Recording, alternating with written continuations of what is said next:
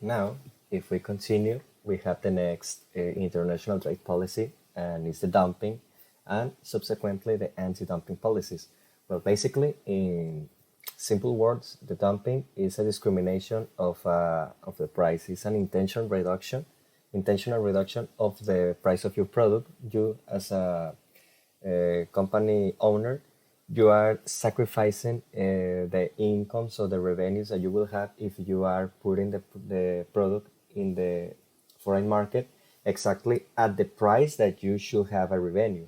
So you're sacrificing in that moment your revenues in order to have a presence in the market. This is really aggressive, and sometimes, sorry, it can be kind of illegal, but it's not the meaning that you're going to jail.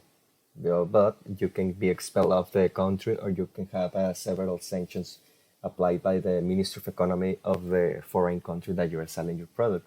So in dumping, uh, you're selling, for example, one tomato. If you want to gain presence in the international market, you go to the United States and you sell the tomato in $1. But you have the cost table and you have to sell the price of that tomato in $2.50. And the competition market has the price in $2.50. So if you're selling in $1, applying to the preferences of the customer, the people is going to prefer your tomato because it's cheaper, but it's not the real price that you're selling it, because in the future, 3, 6, or 9 months, you're going to sell it in $2.50. So it's really aggressive and hurts and force the local producers to reduce their cost, but they have to sacrifice of costs, lots of things in the company in order to be competitive against you. So most of the time, these local companies tend to shut down, tend to close, and you are eating the market. And this is really painful for the international or the destination economy of where you're selling it. So for that for that reason, several anti-dumping policies are applied by the local governments. Sometimes they apply a compensatory quota. They are asking you for money in order to compensate the damage to the national economy, or in the worst of the cases, you are expelled from the country, ¿no? Entonces, ya para hablarlo en español, el dumping es una discriminación del precio. Es intencionalmente hecho por el empresario para poder acaparar el mercado y tener las preferencias del consumidor, sin importarle que por un periodo de tiempo ellos tengan que, perdón, sacrificar sus ingresos, ¿no? O sea, están poniendo su precio de venta demasiado por debajo de la línea típica de competencia que está en el mismo producto con otros competidores o con otros productores locales del mercado donde estás exportando.